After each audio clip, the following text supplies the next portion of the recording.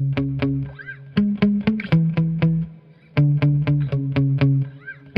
cars tend to be a really expensive hobby, and speedrunning even more so.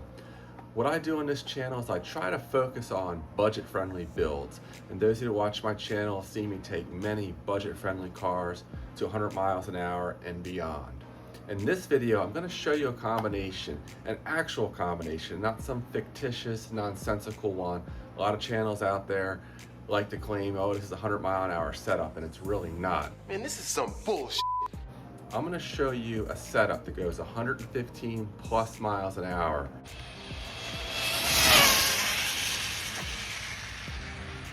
For about $250. There's a little asterisk with that, and I'll get into that later in the video. But the platform, I have my juicy WB12 Pro. There is a ZD Racing version, the the ZX16 or 4, I don't know what it's called. And then there's the Arlaro X12S as well. But right now, you can pick one of these up for about $105. Also, what I have in here is I'll bring the camera down so you can actually see the setup of this car. So let me get set up with that. Stay tuned. All right, again, so here we have the juicy WB12 Pro.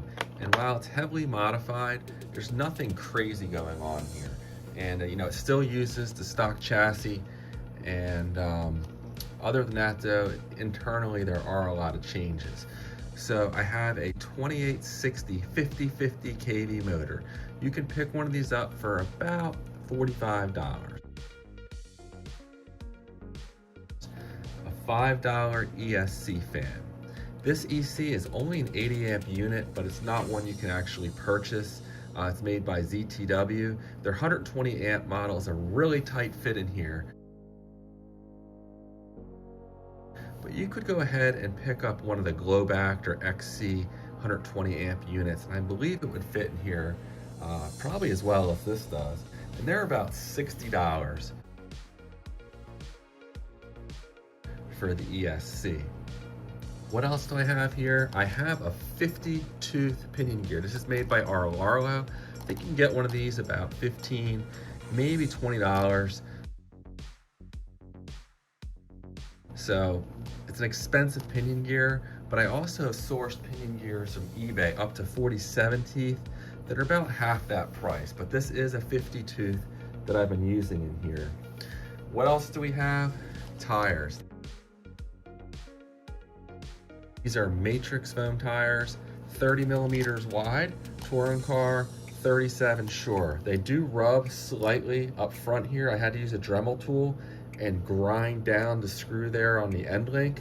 And they still rubbed a little bit, but once you run them a little bit, they'll grind down the inside of the wheel just a little bit, and they've worked fine. I think BSR has some bigger ones that would probably be better, but this is a budget-oriented channel, and I couldn't afford, or I didn't care to spend that much with my limited budget on the BSR tires. So you can get 4 of these for under $25. I put $25 down on my list when I was tallying up everything. And lastly, this lipo here.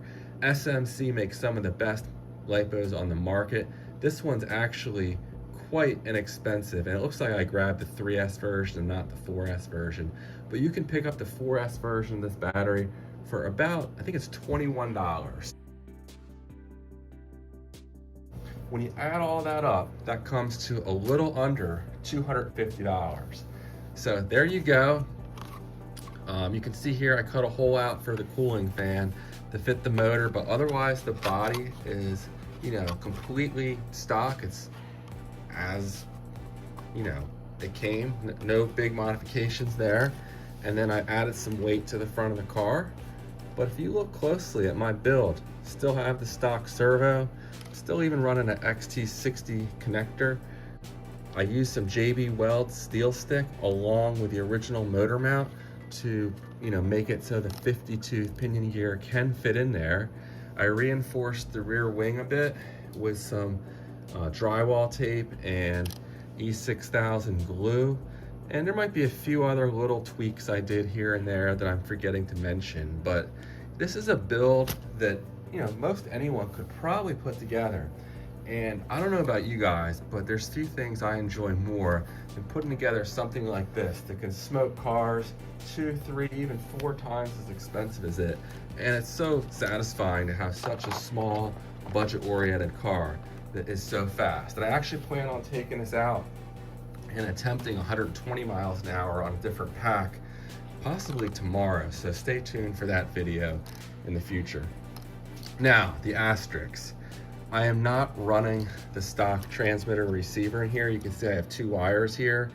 I assume most people probably have a higher end transmitter. This one, I think these go for closer to $65 on sale, maybe $70 is more the normal price. So if you add that along with a LiPo charger, because I am running 4S, and the included charger for this will not charge 4S. But again, I kind of assume everybody has a charger. So realistically, if you're adding in a transmitter like this, along with a charger, that's gonna add a little more than another $100. So you're looking at, if you're brand new to this hobby, you're probably closer to $360 all in for this setup. But you know, that doesn't sound quite as cheap then, but it's an expensive hobby, and all things being said, this is, you know, a really cheap speedrun setup. So if you haven't checked it out, check out the 116 mile an hour pass I did a few weeks ago. I did a 115 mile an hour backup pass with it. And, you know, a lot of fun, very capable car here. And if you have any questions on the setup, let me know. And hopefully things don't go terribly wrong.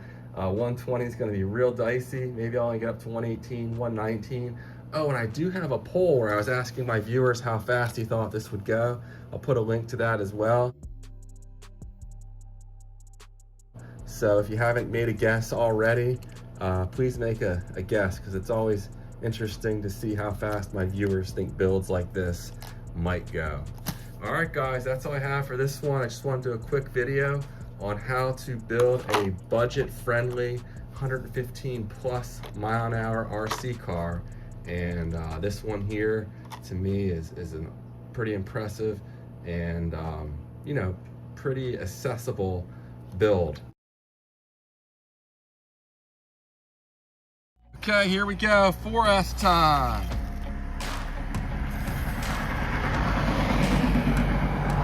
Mile an hour track.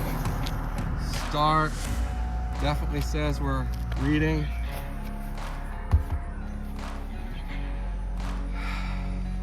Just wait for this car. All right, here we go. 4S, easing into it.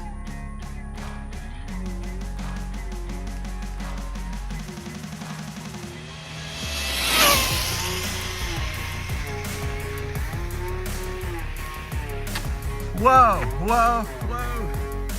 I went out of sight. Off the road up there. I stayed in it way too long. I got into the throttle really late. That was fast though. I left the keys in the trunk. GPS is right there, untouched.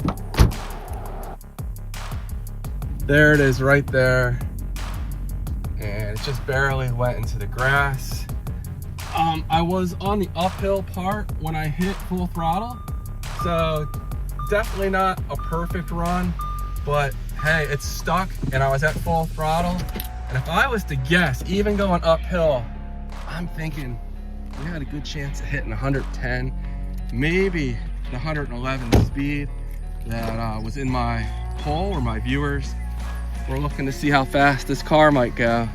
So good stuff right there, and I can't wait to see the speed. I know I recorded, so unless something sketchy happened, I have the speed here on the GPS. All right, moment of truth. Do we hit 111? 116. Wow.